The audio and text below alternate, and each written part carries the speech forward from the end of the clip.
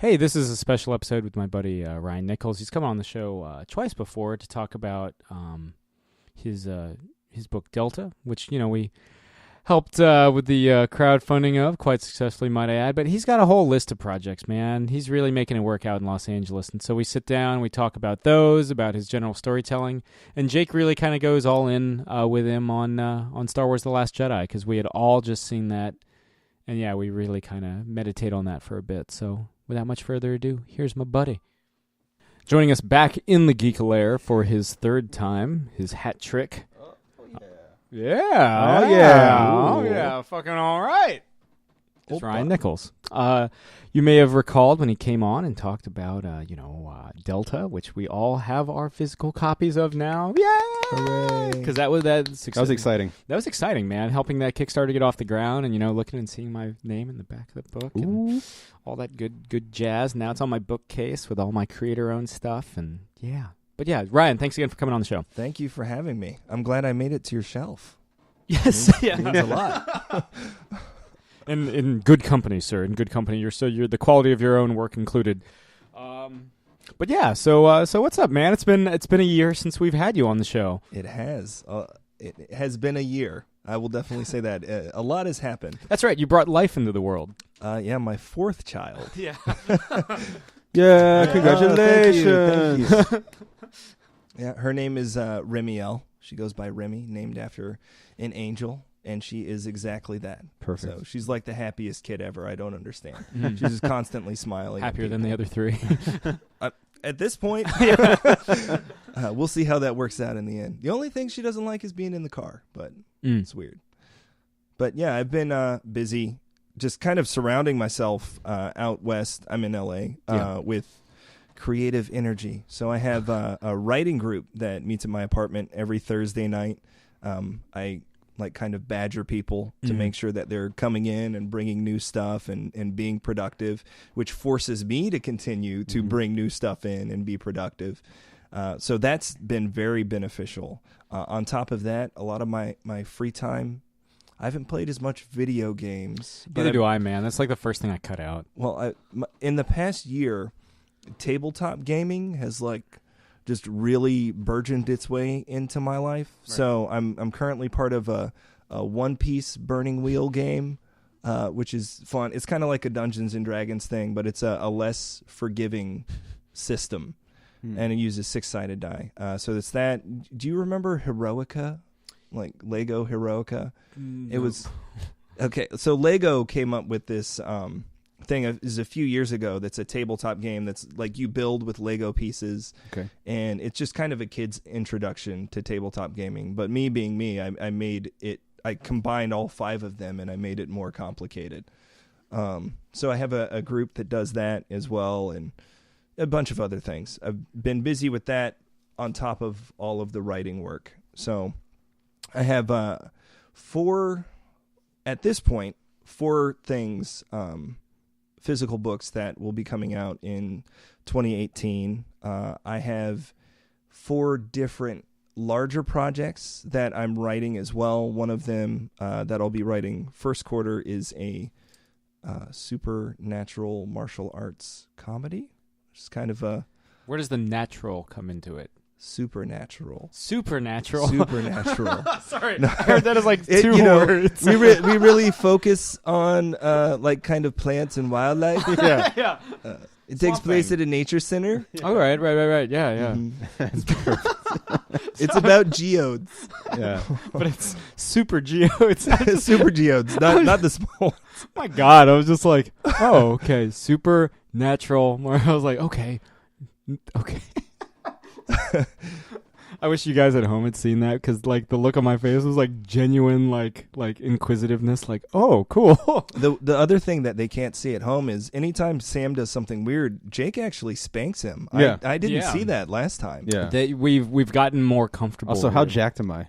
Like the push-ups? I mean, yeah, he's Fucking not huge. even wearing the shirt this time. Yeah, like last fucking time, he had to massive. build up to that, but I'm huge, man. I'm a goddamn shit bro. like his nipple is like the same size as Sam's head. I know, and I've got a big ass head. I didn't even realize you could work out a nipple, but It's new age, man. Yeah. It's good stuff. Calisthenics. New age, baby. So you've got a supernatural kung fu book. That's the first quarter of next year. It's not a book. This is a feature film. Oh, shit. Yes. Yeah. So, I mean, I moved out west to kind of focus on transitioning into animation, continue to do comic books, still pitching and writing stuff for animation, and kind of fell into movie stuff. The movie stuff's been accidental, but when you're just around the right people enough, you don't say no. Right, exactly. Well, I think I told you this last year, is I was in a position last year where I just kept saying yes to people until I couldn't. Mm-hmm. I've hit that point, and so now I get to be a little bit more discerning. I worked on a number of things last year that were great in terms of experience, paid some bills, but so many things start moving and then kind of stall out. Yeah, there's so many things get stuck in limbo, and it's super fun when you're working on them, but as soon as something falls apart, I'm like, okay, well, I have this thing that I worked on that I can't show anyone and I can't talk to anyone about. So that happened a few times, which kind of had me come to my self-meditative moment and realize that in 2018 I'm just going to put 90% of my energy into my own work and just be in charge of my future, because that's much more fun. Does the development hell stuff at least pay when it's not in development hell? Some yes, some no. Fair enough. Yeah. And it's always hard to tell. Yeah, there was an art house horror film that I wrote for an Australian producer that I absolutely love this thing, but I don't know that it's ever going to happen at this point. And it's unfortunate. The reason that it got sidelined is because of illness. So there's a younger producer. She had cancer when she was younger, and it came back. 27, her second time dealing with cancer.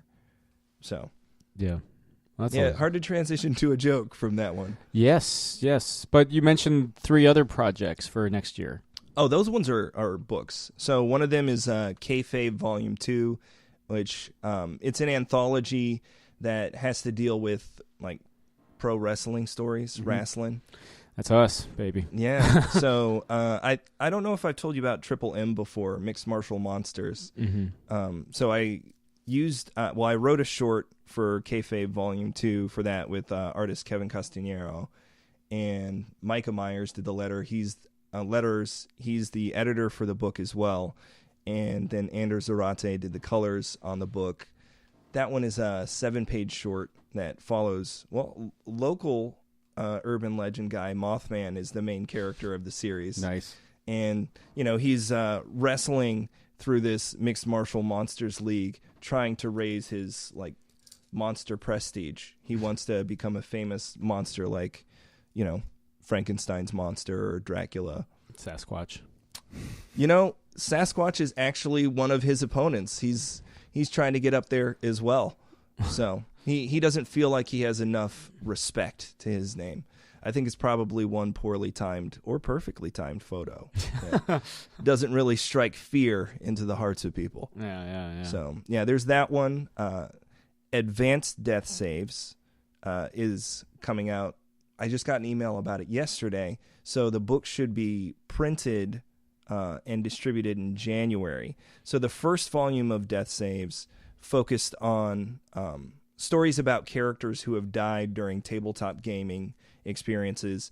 For the Advanced Death Saves, the sequel, we've opened it up. It's not just sword and sorcery kind of stuff. It includes martial arts, like wuxia, tabletop games, superhero games, mech, western, all kinds of stuff, post-apocalyptic. And so the story that I wrote is called Space Craps, and is very inspired by, the Stooges and the Goons. There's just a bunch of punk references throughout the whole thing. But it's a kind of space, not western, but it's like space grunge short. So that one was really fun for me. Kevin Castanero was the artist for that one again. Yeah, who also was in Delta. Oh, yes. Yeah, quite a bit. Oh, for sure. Kevin, I refer to as my comic book husband. I told you guys that before. He still is very much that. He's had a ton of great stuff that he's worked on as well recently. There's a series called Grit that he's the artist for. Just tons and tons of things. I don't need to list a million projects. Of course. But you recently were with, you did a project with Ghost City?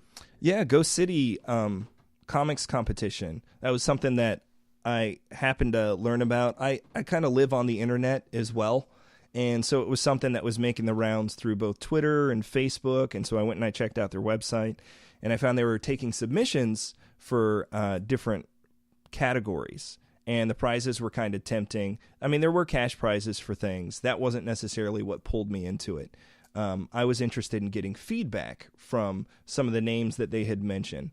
And so I submitted a few different stories to it. And I was a nominee in one category for the best shorts category. That was Pagan Prey. That was the short for that one. And then I won an award for Death Saves Loot. So I did write a couple of new things that didn't get picked, but that's, I feel like, a little bit because we rushed it. I'm very much somebody that is a little too good at procrastinating. So whenever I have an opportunity to give myself a deadline, then I just try to see how much I can get done. So leading into the deadline for the Ghost City competition, I wrote five new stories. And then the artist that I was working with at the time, Mikhail Hardy, Kale, hi Kale, he's awesome. But yeah, good luck in France. Yeah, he moves on the 1st.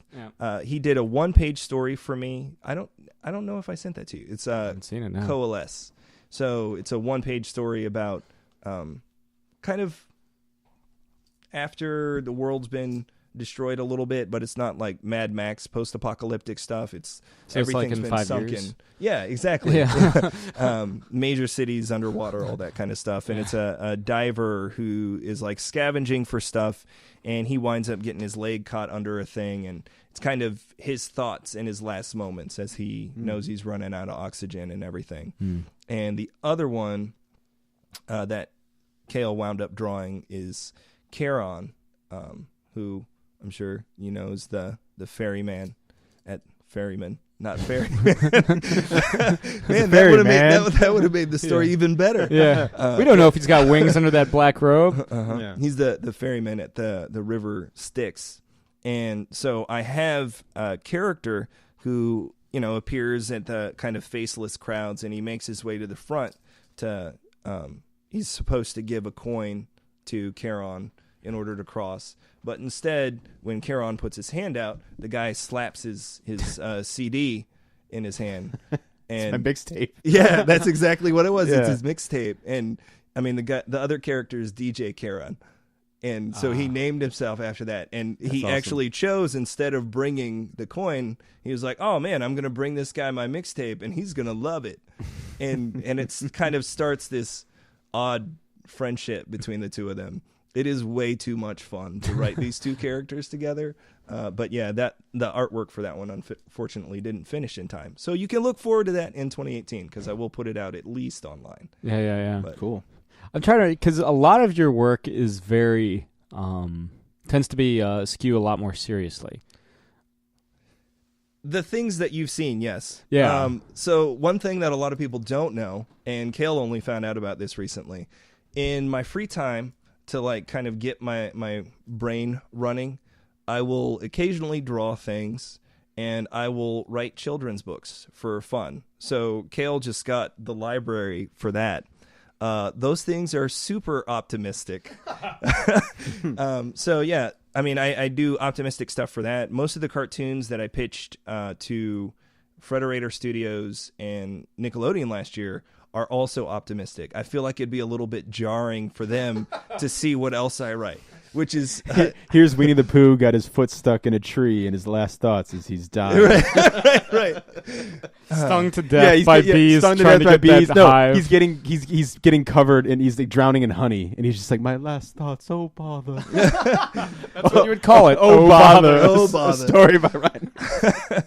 Well, that's one of the things that's kind of interesting and self-exploratory for me in writing is finding optimism or finding pessimism, not Pepto-Bismol, where it is not. Yeah. Depends on what you're looking for, yeah. man. So, actually, as a Kickstarter reward for one of the backers, one of the shorts that I wrote covers this very well. So the backer requested that I write a short involving Mephistopheles. That was like the one word kind of prompt. Yeah. Yeah, and I was like, oh, okay. What can I do with this? And there's several different versions of that story, Faust. Like I don't know. I remember. How, all right, cool. Yeah. I don't know how far I need to go into all that. Mm-hmm. But he is someone who goes and he tries to tempt Faust, and depending on which version of the story that you're reading, Faust ends up what's the woman's name? Doesn't matter. Ends up getting help from this demon, and then gets a woman's attention and affection, and it ends up going poorly. But part of what the conceit of the story is that Mephistopheles can only help someone who is damned. And I wanted to explore that a little bit because the stories also say that Mephistopheles himself is damned. And so then the short that I wrote for this backer starts off with you seeing near an icy mountain road, like guard railing has been plowed out of the way, and there's a car that has just sunk into this ice. And the only person that is conscious out of the 4 people in the car is the dad who's in the driver's seat. There's a wife who's unconscious in the passenger seat and 2 kids in the back. And the dad's like freaking out, trying to get his seatbelt undone because it's stuck. And then as he's like kind of taken in the reality of this and trying to figure out a way to save his family, Mephistopheles appears outside of his window. And so then the dad is like, okay, I don't care who you are. Help me. And, he's, was praying to God, and he's like, please God. Mephistopheles appears, and he's like, I'm here, but I'm no God. And he's like, I don't care who you are. Save my family. And Mephistopheles tells him, I can't help you, Yeah. And he's like, well, so you're just here to watch, like, damn you. And he's like, well, I'm already damned. That's why I have to watch, Yeah. And so then he tries to tell the dad to like take comfort in the fact that he can't help him. And then he ends up having to leave as the dad is like in his rage, like tugging at the seatbelt more. And Mephistopheles says, I hope the strength you find is enough. And that's where it ends. And my inspiration in writing it, have you ever read any Flannery O'Connor? This has just turned into like a literary thing. I'm so It's sorry. all good. Yeah. I feel like it's usually a book club on here. It All just right, cool. happened we happen to usually talk about like John Romita Jr. Yeah. We could always like class up the proceedings a bit. I've heard of Flannery O'Connor. Have I read Flannery O'Connor? One of her most famous stories, and my favorite, is called A Good Man is Hard to Find. Yeah. And it's a story, I'm going to make this really short. It's a story about a terrible family whose car breaks down, and then some escaped convicts happen upon the family, kill all of them. Yeah. It sounds horrible. Yeah. But from Flannery O'Connor's perspective, it's a story about salvation. So the kids who are killed in her belief system are killed before the age of accountability. And so they have a free pass into heaven. Very Catholic. Correct. Because She is. Flannery O'Connor Yes. is, yeah. And the parents and the grandma who are killed are murdered and get free pass into heaven. Yeah. And so what you're supposed to walk away from the story with is the idea like God works in mysterious ways. Like this is a story of these irredeemable characters being redeemed through dark means. Interesting. Yeah. And then another story that kind of went into influencing me was The Lady or the Tiger. Like everyone's read that one. Sure. And it's, an ambiguous ending, and how other people feel about the end of the story kind of reveals a little bit to you in the conversation, like what's in their head and what they're dealing with emotionally. And so what I did in this experiment for this backer that I might end up making this thing now, was an ambiguous ending with a story that's open to interpretation. Well, if you think about it, like all of Delta is built on ambiguity. Absolutely. In terms of like very purposefully, like there is a lack of resolution. That partially goes to the structure of it. It's like you get to choose. Right. What is it about those kind of stories that you find intriguing as a storyteller? Is it that projection or that internal, that looking glass quality to them? I think for one thing, regardless of what story it is, stories live outside of the borders that we give them. And characters reflect pieces of ourselves. And every story that we read is experience that we carry forward in life. And that's something that has been significant to me for as long as I've been, ingesting whatever stories I can. And I try to share that experience with others in whatever way is possible. So even as I'm writing something, and there is tons and tons of lore in Delta, in that universe. There are so many connecting threads that are there and not all obvious. And I'm not willing to say to anyone, as the person that has obsessed over these characters for over a decade and written the stories, I'm not willing to say to anyone that their interpretation is wrong. And so what I've done with Delta is to set the table for creative conversation. So Volume 1 is 16 shorts, all written by me. Volume 2, which I will be working on in 2018, is going to be 4 single-issue stories, basically, put together in one book, in which I will be working with other creators working with me. And then Volume 3 is all just going to be one story. So it's 16 different stories kind of converging into one thing as a shared creative experience. It is a little experimental, but I feel like it's a fun, collaborative way to handle things. I always have a collaborative approach when I'm writing, and it's a way to just kind of share that experience with people. You've been working on Delta for at least 6 years.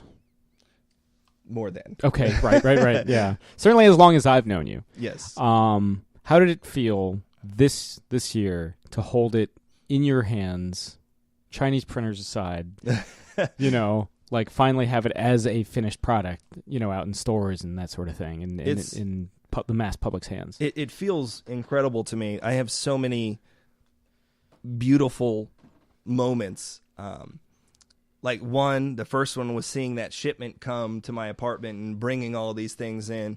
I immediately filled one entire row of my bookshelf with my book. Just so I know that sounds egotistical. No, that's the classic thing. My grandfather wrote a book once, and he with has Tom Clancy. Yeah, he has a shelf of like the different editions and like eras and stuff of it. So that's totally like a writer thing. I have a magazine rack full of every periodical I've ever been published in. That's fantastic. Yeah. So. Okay, so don't feel bad. Yeah. But yeah, that was a huge moment. Another moment when, because you got to go around and kind of glad hand and self-promote when it's an independent book. So, I'm in like 25 stores in LA, a few stores out here now. I guess some other places in Northern California, thanks to Kevin.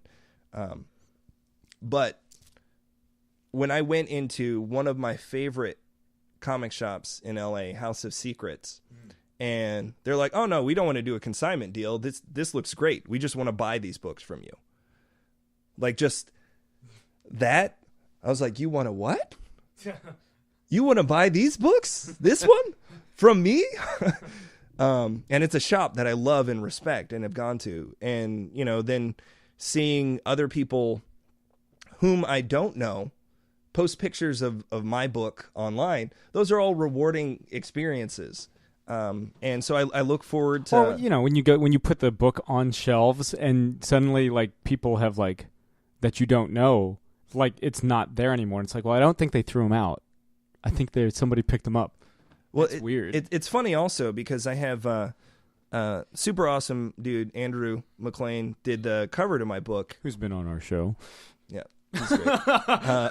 He did the cover to my book, and, you know, some people have seen the cover through him, but, you know, that image is on my business card.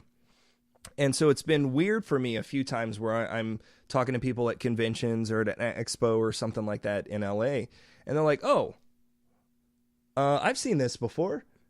And then I think that they're like, oh, okay, well, you saw it on Andrew's Instagram or something like that. And they're like, oh, no. I saw this book at this shop.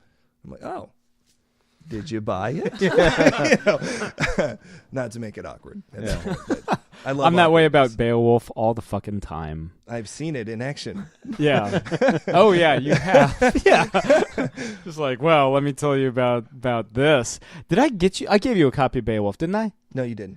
Okay. Because you hate me. Next. Oh, Fuck! Are you going? I did cry. Are you going to Emerald City?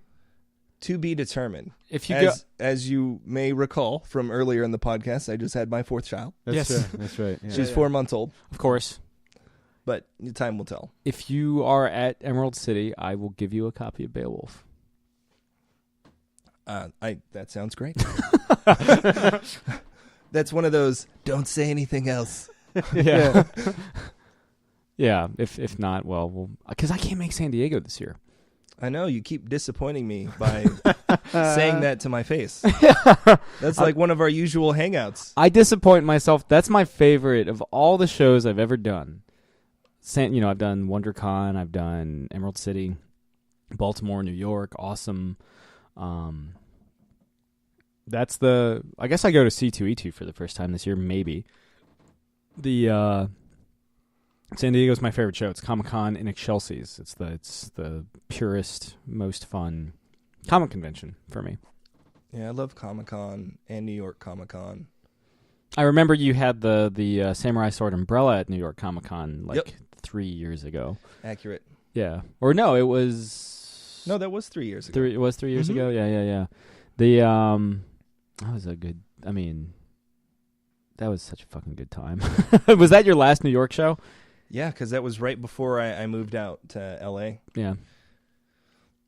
So, yeah, but, you always mention that Delta was kind of your apprenticeship into the comic industry. How is that apprenticeship now that the book is done and out, at least certainly the first volume, how has that been? It's been amazing. One thing, if anyone is on the fence thinking about, hey, should I put more time into this project? Should I do a Kickstarter? Is it worth it? Yes. Yes, the answer is absolutely it's worth it. I had at least 3 big opportunities come to me because of the Kickstarter, where they contacted me and they're like, hey, we saw your video about the book. We're interested in talking to you about this other thing.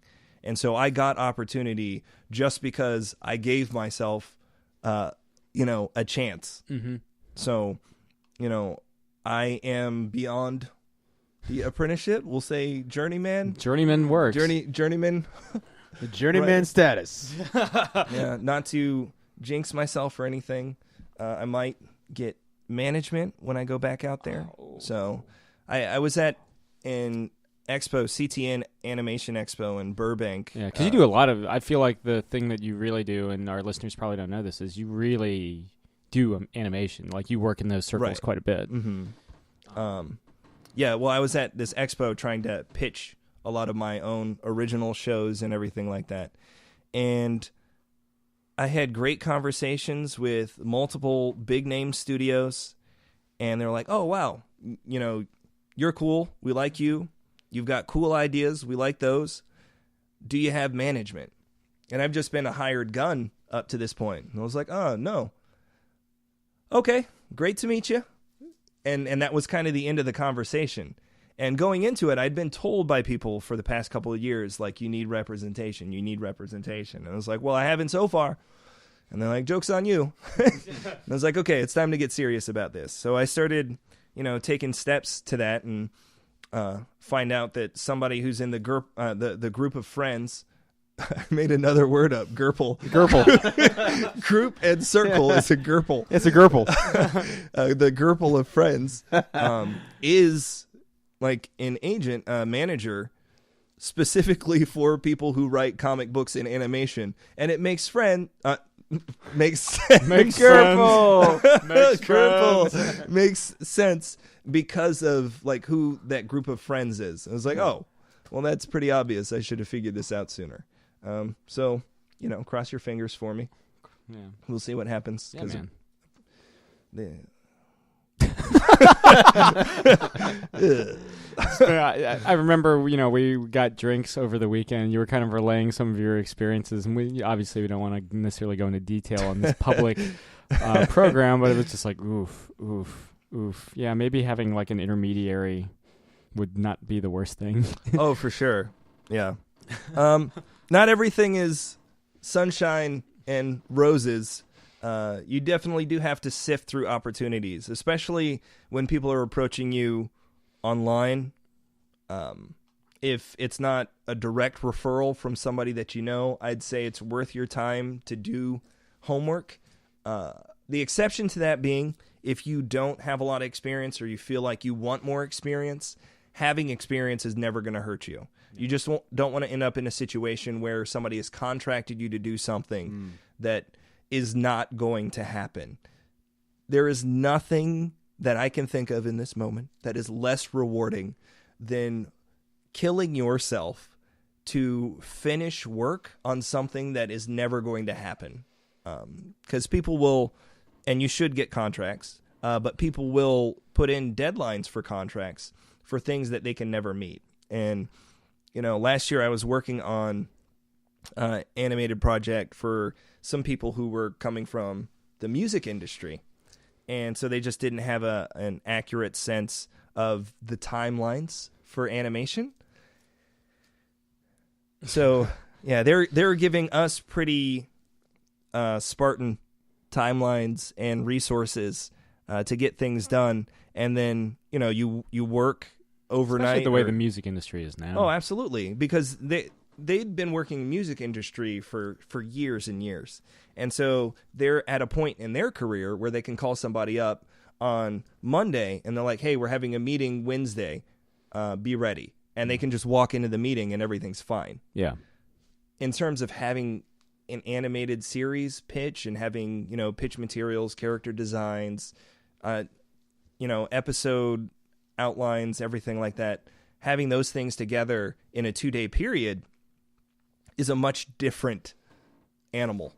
But, we did that. But at the same time, not everything worked out the way I would have wanted it to. Sure. But it was a great experience. It is. Something that I feel with my own tentative steps into this weird world of comic books that I've been doing for about 1.5 years now.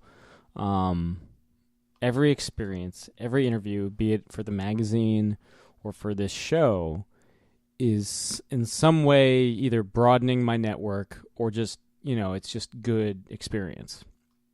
We're at a point now where, not to make it the Sam and Jake show on your interview. What? Yeah, but the I like that show. Yeah.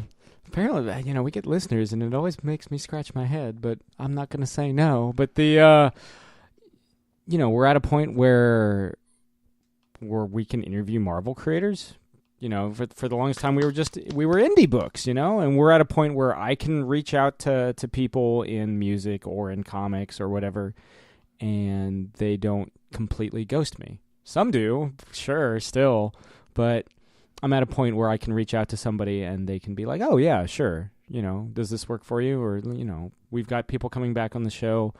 by the time this thing posts, there'll be interviews that I've set up without any publicists at all because my network. I was going to say my work ethic, but It's your Gerple. It's my Your Gerple. Gerple. It's my Gerple. My not as buff nipples. No. But, No one's getting near these bad boys. Careful, don't poke your eye on that, Sam. Come on. I know. You should see it when he's cold. Is that why you keep rubbing it? To keep it warm? Yeah. Oh, it's for our own safety, really. Yeah. We don't want to get Thanks, skewered. man. Thanks. Yeah, you're welcome. It's a You're lifesaver right there. I do it for you guys. We're at a point, where it's wild. Like people listen to the show and people want to come on the show. We've booked stuff. Honestly, by the time this thing, we'll have stuff through like almost all of January recorded after this. Hopefully, is there we'll talk off mic if there's something a time you want to get this out to beat something that you're promoting. But do you have any concrete deadlines? You're okay right now. Okay. Yeah. Yeah. So January would be January is okay. fine. Cool. Good to know. But yeah, We'll edit that out. we usually don't. I love that. Like I listen to so many different podcasts, and that'll happen where they're like, "Don't worry, we'll edit this out later," and it's like, "But I'm hearing it." Well, remember, Right we had now. the Greg Pak interview, and we have the intro where I fuck up twice. Uh-huh. I mispronounce his last name, Uh-huh. and I say that he's writing an Image Comics book. Nice. And they're like, we then go to Greg, who's very good natured about the whole thing, very very lovely man, Greg Pak, and personal hero of mine, really. And we're like, don't worry, we'll just re-record the intro. We'll be fine. Chris left that in. Professional asshole. So all my fuck-ups are on display for Yeah. everybody. Yeah, that's fine. Yeah. We make a couple every episode. Yeah. It's part of our charm. It is. Mm-hmm. It is. As somebody that listens to the show, Ryan, what would you say our charm is? Because I can't ask Becky Cloonan that. She'll be nice or not respond. Why would you say that she wouldn't answer that? Of course she'll answer it. She doesn't listen to the show. Oh. Yeah. Well, man, see, look Hey, at me being super positive, thinking like, what's wrong with that question? We can't be as perfect as God's favorite movie, RoboCop, which is a perfect film. RoboCop, I a thought perfect film. I thought it was Burple. Purple. I thought you were going to say the last color Burple. The color purple. It's directed by Steven Spielberg. Yeah. I thought you were going to say The Last Unicorn. I love The Last Unicorn. That's my favorite book. Right. Yes, I do love the movie. What's a perfect movie for you? And not being like funny. Like, what's a movie that you're like? It could be RoboCop. Yeah, I mean, it's obviously RoboCop, but we've already said that enough. That God's favorite movie, RoboCop, is the perfect movie. The perfect movie that is RoboCop. Probably the first live action Ninja Turtles movie. Oh, fuck yeah! Shit. That's exactly what it's supposed to be. Let me tell you a quick story about that movie because, like, of course, grew up watching it, right? Yeah. And introduced me to Casey Jones, which, like, as much as I love the Ninja Turtles, that Yes. like I think if I mix Casey Jones in that movie with like the original Invisible Man and like Darth Vader, I think that informed me with my fascination with like anonymity and masks and stuff in movies. Also the you guys missed it, but I just high nippled Jake. yeah, like, yeah. It's like a Hawkman comic in here, but it's Hawk World. But no, I remember like I grew up watching that Potter movie. Hall. Yeah. God, what a great fucking everything. But I remember watching that movie and being like amazed by it, blah, blah, blah, and I hadn't watched it in years and years and years. Like so much so, like the last time I had watched it was like it was on VHS, old copy, and I was like, I something was like I haven't watched that movie in forever. It might have been when they were like making the new one. I was like, I haven't watched Ninja Turtles in forever. Does that movie hold up? Because look, I've said it before. Like I love the Dick Tracy movie. It doesn't hold up as much for me anymore, but I still love that movie. It's not like The Rocketeer. The Rocketeer, like that holds up for me. Most of the The fans. Shadow. I was bracing. I thought you were about to say it didn't hold up. No. I love The Rocketeer. That is one of my first in a movie theater experiences I remember is seeing The Rocketeer, and seeing the poster and everything. But I remember I was like I bought Ninja Turtles for like $5 on DVD like years ago, and I watched it again. And there's a scene in the beginning where the camera pans over and they're like unloading shit from the back of a truck. Yeah. And it pans over. I'm like getting goosebumps. It's not even that big of a scene. And it pans back and they're all gone. And that, I got sucked back into a time machine. And I was like, holy fuck. Like, it gave me the weirdest feeling, like a good feeling, that like I hadn't watched the movie in years. And all of a sudden I was like, I remember every single thing about this movie. And it was like, it was like midnight and it was like a fucking joy. Yeah. It was like a joy watching that movie. Like, yeah, so much of that movie. Like, the suits work. Like, like these like big kind of foam suits. It's like, it's also kind of like dark for kids, Like, I remember, watching the angry video First game. one's a dark one, yeah. Oh, yeah. The angry video game nerd, or James Rolfe did like a, retrospective on Ninja Turtles movies. And he was talking about like hearing Raphael's little kid say, damn. You're like, oh, shit. Yeah. Ninja kick the damn rabbit. But like, that movie, it's funny. Yeah, even mentioning that now, like that informed a lot more than I remembered in me, like with movies and storytelling and stuff. That's a great freaking movie. That first Ninja Turtles. Damn. At the time of recording, it's on sale on Vudu. Is it? I need to get a digital copy of that then, because I got the DVD, but everything's so much easier just having it like digital now on like Vudu or whatever. It's a 2 for $10 sale, so you can get the good, the bad, and the ugly, and the original Ninja Turtles for $10. That is quite a combination. I am a dinosaur, but I still have the VHS. I know know I that have the my yellow box. What? No, yellow box No. was Ninja Turtles 3. It was Right. It was I remember because the DVD is like that, like the Ninja Turtles green. Mm-hmm. I had the VHS somewhere, I'm sure. But yeah, man, that's a great movie, man. Yeah. OG Ninja Turtles. See, my biggest memories of the Ninja Turtles films, and I'll still watch it. I still own it on Blu-ray, but it is Ninja Turtles 3. Because I was... Turtles in Time. Wait, no, what's that one called? It's just Turtles 3. Yeah. Okay. Turtles in Time is the Super Nintendo game. Right. Or but arcade Turtles game. 3 is the one where they travel. Time travel. They just added the subtitle for the DVD release and subsequent, because everyone's like, oh, everybody liked Turtles in Time because that's the best Ninja Turtles game. That part's accurate. Yeah. Just like, Tarzan Boy and everything. That's just like, it's not a great movie, but and I was learning martial arts at the time. I was learning Taekwondo. Right. So, we had the poster for Secret of the Ooze in our dojo. And so, like, I would be, like, learning how to throw, Ninja. Go! Yeah. I just did the dance for all our listeners at home. But He's actually wearing, harem pants right now. Oh, yeah, Surprised. Zubas and everything. I can do, like, the MC Hammer, like, leg shake.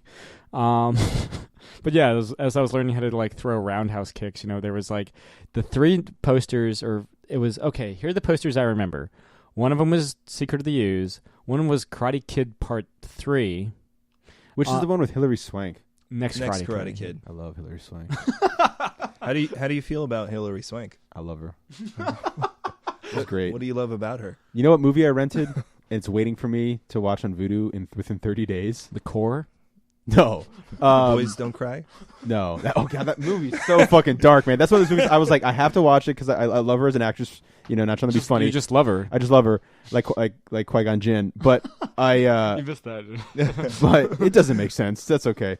And but that's the movie I watched. And I was like, Jesus Christ, that movie's heavy. It's a dark one. Yeah. You got to be in the right mood, and even then, it'll kind of fuck up your. But day. no, Amelia, because like we there's a book we're reading. We gotta do a review for that deals with Amelia Earhart. And I was like, I don't know enough about Amelia Earhart. Like, and unfortunately, it's one of those things where it's like she's known for like the mystery of like what happened to Amelia Earhart. Right. But like, I think if you read about her, like really, and I still don't know a lot about her. But I was like, oh, Hilary Swank made a movie. I'll check it out. And curious because I'm fascinated by like early aviation because talk about dangerous as fuck. You know what I mean? Like sure. the bravado and like the fearlessness to want to get on a plane in like early days, like what the 30s for her, I guess. Yeah, I'm no expert with Amelia Earhart, but I that between that and the Red Baron, the Great Gatsby, the Red Baron, the Red Baron being like one of like, and there's surprisingly little about him, like in the grand scheme of his legend, because he died like young. Like he basically there was a year of wartime that he was like the ace of aces. I think most of the footage of him is like chasing Snoopy. Yeah, right? yeah, exactly. Yeah. And eating frozen pizza. Right. I love how like his legend is a frozen pizza that looks nothing like him. You know what I mean? Right. Like it's, I don't know, there's something fascinating about that too. Like I think it's very romanticized, like the scarf and the hat and the, flying and like this weird like chivalry of those pilots where you're flying at like 100 miles an hour. So you see the guy, like they would talk to each other. And there's stories I've heard about the Red Baron where his first kill, I don't know how true this is, and maybe it's not even his first kill, but they're flying, and again, they're like waving at each other as they're shooting at each other, and he shoots and mortally wounds the guy, and the guy lands. And the Red Baron lands next to him, and he gets out and promises that he'll bury him right. And that's crazy to me.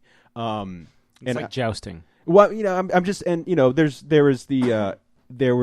it's pretty much 100% false, but I love just the idea of it, even though it's not really true, is that when the Red Baron was killed, even his enemies were like the myth of his enemies being pallbearers at his funeral. Like the respect that I don't know why I'm on a Red Baron tangent, but the respect that those early fighter pilots had for each other, even though it resulted in the death of another one.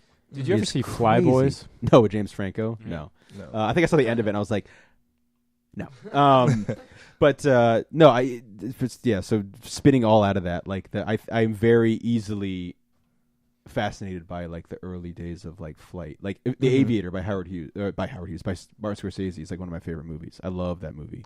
What's your time period, Sam? Like what's your go-to? I like the kind of golden age of Hollywood / like basically right post-war New York or Los Angeles. Basically, of course, everybody has, even though they probably don't know the name of it, that old painting Nighthawks, where they're in the fucking... The Stallone movie? Yes. Yeah. Rucker Hauer? The same. That he's wearing a wig and he turns around and it's Stallone with a beard. Is that the same movie? And he shoots... Yeah. Look it up on YouTube. It's real. But the painting Nighthawks is the diner painting. Yeah, where they're like that kind of basically everything through up until like the mid 60s. Basically until the death of JFK in 63. Mm-hmm. So like late 45 through 63, this kind of golden age of Americana where, Route 66 is a thing and everybody's got like fucking, everybody goes camping in those weird trailers and those orbs. Yeah.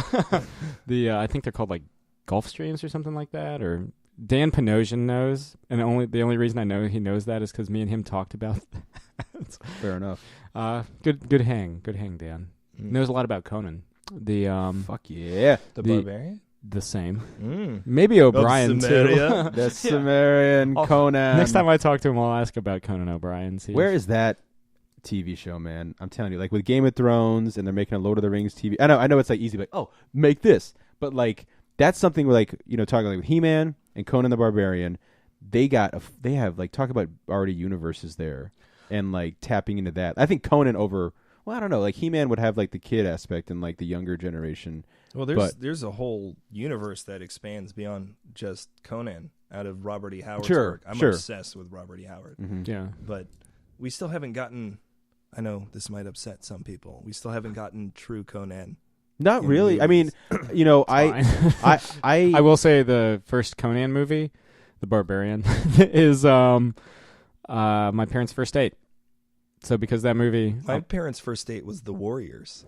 Oh. Nice. One of my college roommates, his parents' first date was also The Warriors. Nice. I think my parents was E.T. Which... makes me cry like a baby. Like dehydrated. But, no, I this might, I've said this a bunch of times, but I don't know how you would feel about it. Like, I actually yes, I did quite. Fuck it, I did. Enjoyed the Jason Momoa Conan. I loved young Conan in that. Well, also seeing him like born on the battlefield. Oh yeah, absolutely. That was great. And young Conan like ripping through all those guys. also awesome. As it got to it's adult, still goofy. it is goofy. It is, and I think they did a good job of like bridging the gap between what fans from the older Conan movies wanted and fans from like the pulpy stories would have wanted. It wasn't everything I wanted it to be, but I recognize that when it comes to something that I feel that strongly about, I'm almost never going to be satisfied unless it's Full Metal Alchemist Brotherhood. But I love some Full Metal, but I've like only seen the first few seasons of that. I like the look of Momoa as Conan. Absolutely. He had a great look as Conan. He fits the archetype, or at least the literary description much more than Schwarzenegger. Right. Yeah. One thing, we're talking about description.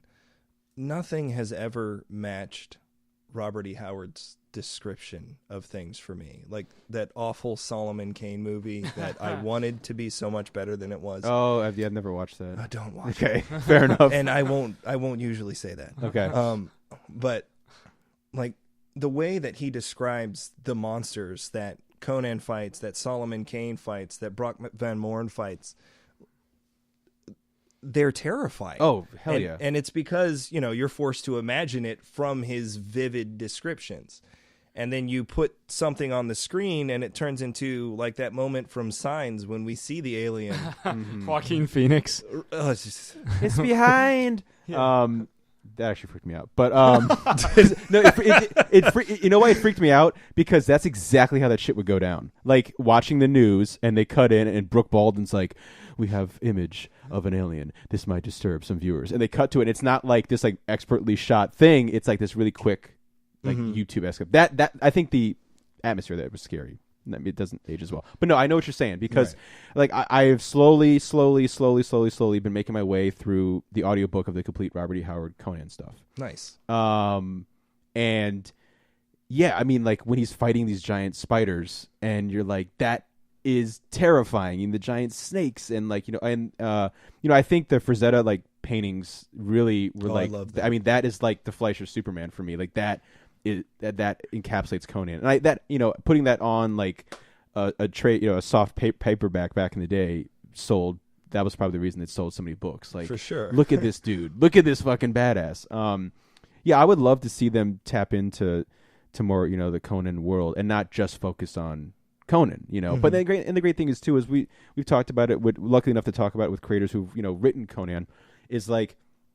You can do any era at all times of Conan, right? And that's the coolest thing. And going back to like when I was like, oh, where do I start with Conan? I was like so worried when I was like, I'm finally going to start reading or quote unquote listening to the original Robert E. Howard stuff. What do I do?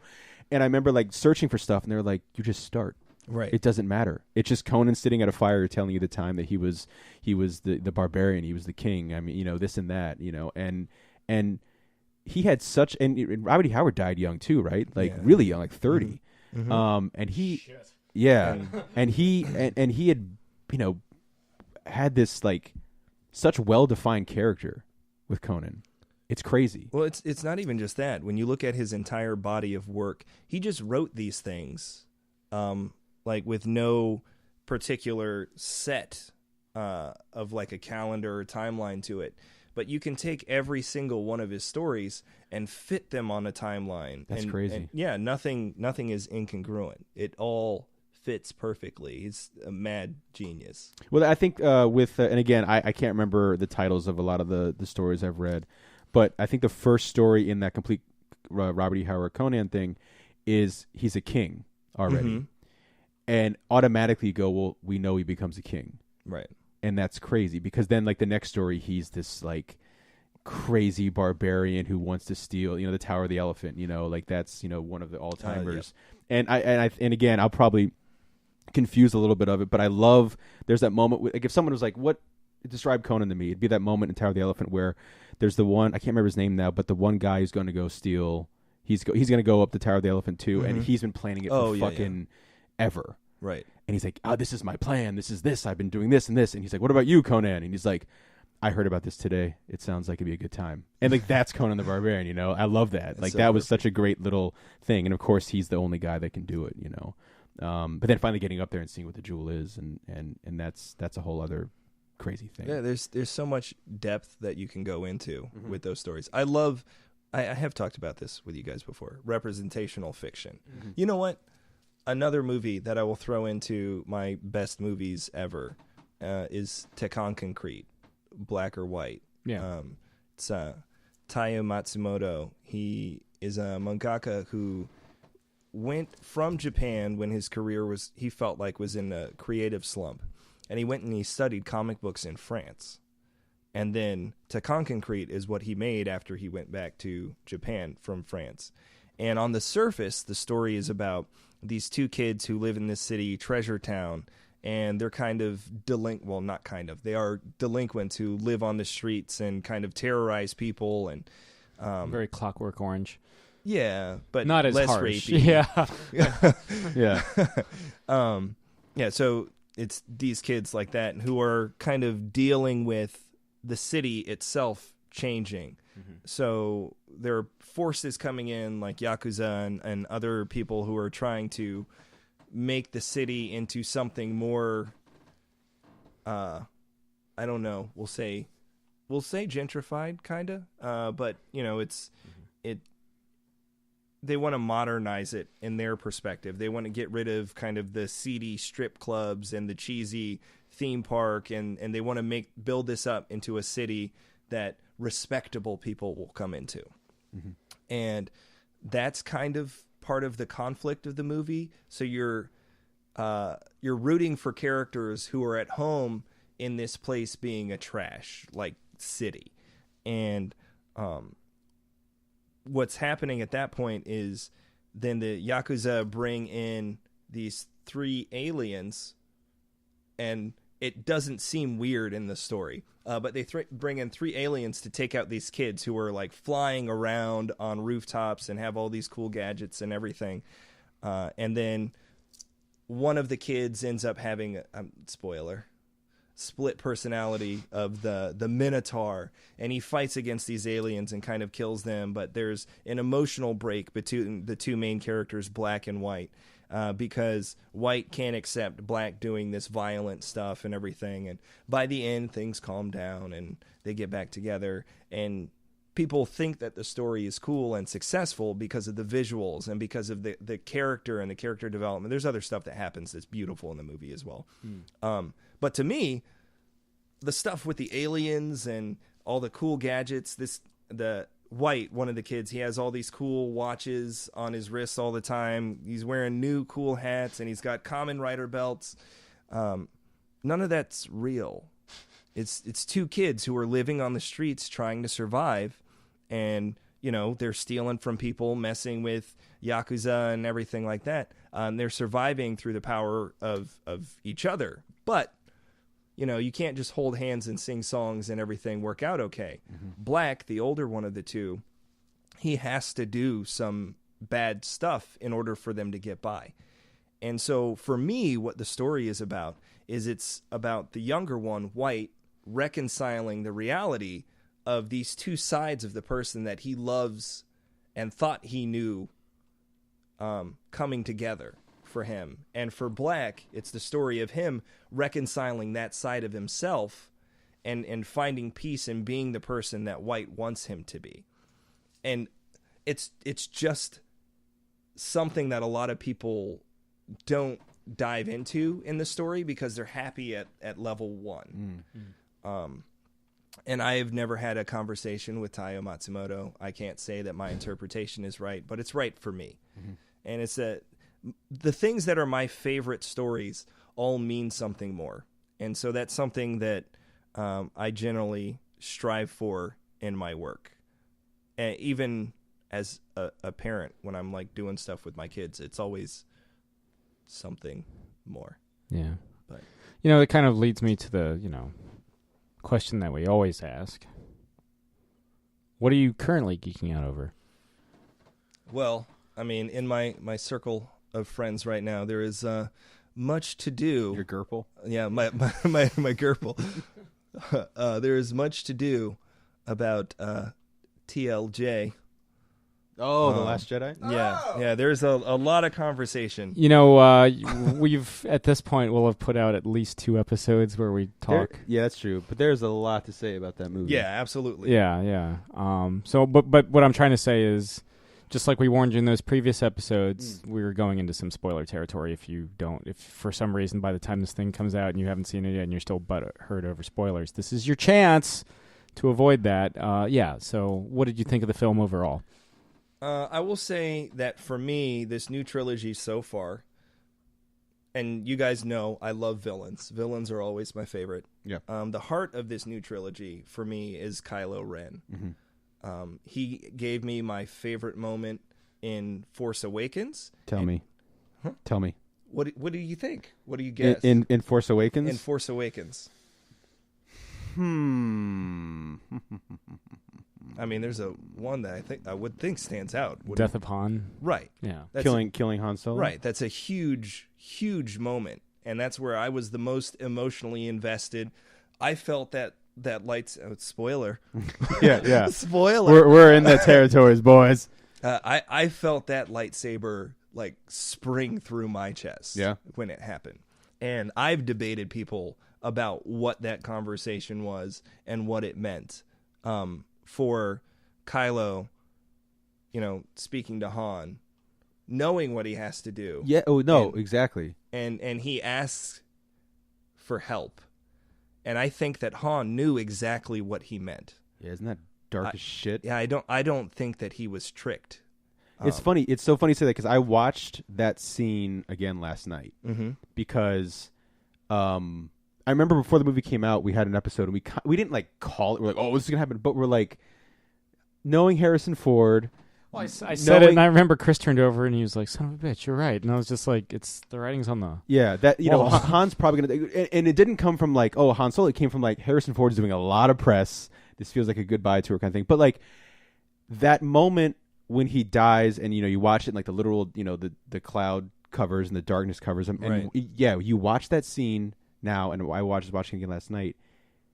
Adam Driver's face as he's like you're saying, he's not saying save me. He's saying help me with this push over to the dark side. Mm-hmm. And you're right. I mean, you watch that, it's so much more emotional than trying to take it the other way. Right. Which is save me from save me from this evil. Save me from the dark. And that's like fucked up and like super tragic where like if you take that as like Han Solo's like okay. And that last moment of him like touching his face. Yeah. As he falls. And then the moment for me that this is the reason why I saw it a second time was Chewie. And well, his shit were like the roar that he lets out. Yeah. Oh. Because I'm all about their friendship. Yeah. And that's the thing that I'm obviously looking forward to most, like the Solo thing. Like whatever happens in the movie, I want to see like how they deal with that friendship starting. Right. And that moment where that life debt is over. And shooting Kylo. They've done the whole thing where it's like, oh, he's thinking as a kid. No, he's shooting the fucking kill in that scene. You know what I mean? Yeah. Like, and and that leads to a great lightsaber battle, I think, in my opinion. Absolutely. Where he's just beating that fucking wound. Oh my goodness. So I've talked about this several times. Mm-hmm. Like Sith, they are powered by emotion and by feeling. Mm-hmm. He's been hit by that crossbow, which we've seen blow up a fucking ship. Just earlier. Destroy people, yeah. And he's still standing, and it got to be painful. He's holding his insides together with the Force, yeah. And he's sitting there like how you've done sports, you know how like you get yourself amped up. Yeah, I mean he's punching himself to feel pain. Yeah, to like keep his power going. I love that fight. Yeah. I mean, people complaining about, oh, well, he lost to somebody who isn't. Shut up. Yeah. Well, that thing too is it's people are going into that fight assuming that he's a finished product. Right. He's not even close. He's not. And that's something I like. I've said it a zillion times. Not the biggest fan of Last Jedi. Whatever. But neither am I. We'll continue. But what I did love, 100%, no problems, was Kylo Ren. Right. His arc in that. Agreed. And at his like third act a little bit, but my thing was that like, and I say it like almost kind of jokingly, but like he's the most sane person in that movie because where he's like, fuck the resistance, fuck the First Order, come with me. Right. We'll do this. That's what my favorite moment in Last Jedi is, he extends the hand forward, and I felt every bit of his emotion as he just like, yeah, please. And it's not like a betrayal moment either. No, it's not. No, he's genuinely trying to, he's like, look, please, we need you. I need you. Yeah. I also, the ending of the film when the emotional reaction he has seeing the Millennium Falcon I love that and shit. the emotional reaction he has seeing Luke Skywalker. Yeah. Where he's just like, I want every gun we have pointed at him right now. Yeah. Or when he sees the Millennium Falcon, blow that thing out of the sky. That gave me goosebumps when he sees the Millennium Falcon and he's like, get rid of that. Because Right. that's another part of the past. Right. But like I said, going back to the lightsaber battle in 7, which I would put that up against most other lightsaber battles in other Star Wars movies because they deal it with like, I guess Lucas always said he originally intended those things to be like Excalibur, heavy motherfuckers, right? They're not, flipping around and stuff like that. I mean, that looks cool. Fine. But also putting it... Which he himself directed. Again, not understanding his own mythology, George. I love the guy, but, anyway. But doing it in the snow where, like, when the saber hits the snow, it's making that horrible sound, and, like, they're sweating, but it's also the ice melting, and, like, the light and how hard they're hitting things. So, yeah, it's one of those things where I think when you first watch it, even when I first watched it, I was like, oh, Kylo, but then you sit and think about it, and you're like, of course, like, Kylo is still so much a work in progress, and that's one thing The Last Jedi shows too. Right. Where Snoke is like belittled. Get that mask off, you idiot! What are you doing? Like, it's not. He's like, oh, I thought, it's gonna be the cool guy and this and that. I think he is fleshed out to be like a really interesting character in the trilogy. Yeah, I agree, 1,000%. Team Kylo Ren. That's where I've been this entire time. From the first time I saw him, I had questions about the little side. Yeah, the cross hilt. Yeah. Right. Yeah, the cross hilt. He fucks up Finn with it a little bit. Yeah. Gets in the shoulder. I have no problems with. Well, you're famous in our circles for you don't watch any trailers. Correct. For anything. Correct. I wish I had that will. I don't. But my thing going into episode 7. Mm-hmm. I remember Sam remembers this well when they released like all the toys and stuff. I was like, I want a Kylo Ren pop now, and I couldn't find one. Like I was like a little kid. Like we went to like so popular. We went to a bunch of places and I couldn't find a Kylo Ren pop. Captain Phasma. And then 2 weeks later, you couldn't move without running into a Kylo Ren pop figure. So I was able to get. My thing was, because I love the look of Kylo Ren. Like I'm still like a 5-year-old with that. Like if you look cool, you got a cool mask, I'm in. The Sith have the coolest look, all that kind of stuff. I saved my 3D glasses from episode 7, the Kylo Ren. Kylo ones. Ren? Yeah. And I remember like after seeing 7 for the first time, I was a little jarred because I was like, oh, Kylo Ren isn't like a big like badass yet. Like I had put in like seeing the trailers, I had put in this idea of I thought I knew what Kylo Ren was, and it wasn't until like the second and third viewings where you realize he's still so much not even close to where he's supposed to be yet. Right. I mean, he's still not even close to being there by the end of The Last Jedi. No. I think that's the thing that's really going to be exciting with 9 is where the hell is Kylo Ren Yeah. at? What does he look like? What is he doing? Where's his mental state at? What is it? What happens when he's truly running the shit? When he's running the shit. Well, that's what I told you. This trilogy for me is just about Kylo Ren. Mm-hmm. Yeah. Still about a Skywalker. True. It is. Yeah. Which that's fine. Finn's story, I had no emotional connection to. It was a video game. And the only moment where I started to feel something for him that made me kind of retrospectively evaluate everything that had happened in the movie up to this point and my lack of connection with it is when he was about to, spoiler, sacrifice himself again. Yeah. And I was like, oh, this is why they didn't do anything with him. And then even that was taken away. Yeah. And that was a big bummer. What was that kiss? What was that? Oh, you should have been here like about an hour and a half ago. We talked about it where like I'm all about hope and stuff. Like Sam and I do a podcast about Superman. We've talked about Superman forever and ever. Great. But how misguided that entire scene with Rose crashing into him to say that weird line as the battering ram laser is blowing down the door to the rest of the resistance felt really misguided and out of place. Right. Again, I understand what they're trying to do. They're trying to have that, like, we're the good guys, the light over the darkness, blah, blah, blah. But it was so weird. And the whole aspect of let's make a bold Star Wars movie, Finn's going to sacrifice himself. And I don't remember what the last line he says as he starts to fly towards it. It was something like, I don't like bullies. Something along that side. That's where he's from. That is his driving force in 7. I don't like bullies. I was raised to be a bully. I was raised to be in and then he gets thrown into the wolves, and it's this horrible thing where there's, blood and death, and you're ordered to execute people, and he's like, I don't want this, and he makes a choice to leave, and of course, in the process, gets stumbled into something greater. He was like, I just want to get the hell out of here because I'm scared. Right. So that idea of this lone shitty, the weakest, shittiest ship we've ever seen in Star Wars. What are they? It's like a salt. Skimmer, yeah, that can barely fly, and he's like, I'm going, and Poe is almost like, go for it, you know what I mean, because Poe gets it, right? Poe, I mean, that's like one of his best friends, but Poe understands what that means, that sacrifice means. He just led a squadron on a virtual suicide mission. Exactly. And that shot of him just going in, and I was like, they're gonna do it, and because Chris, we talked about it on another podcast, like they linger on him for a bit. Mm-hmm. Where you're like, this is, he's going to die, and it makes sense, right?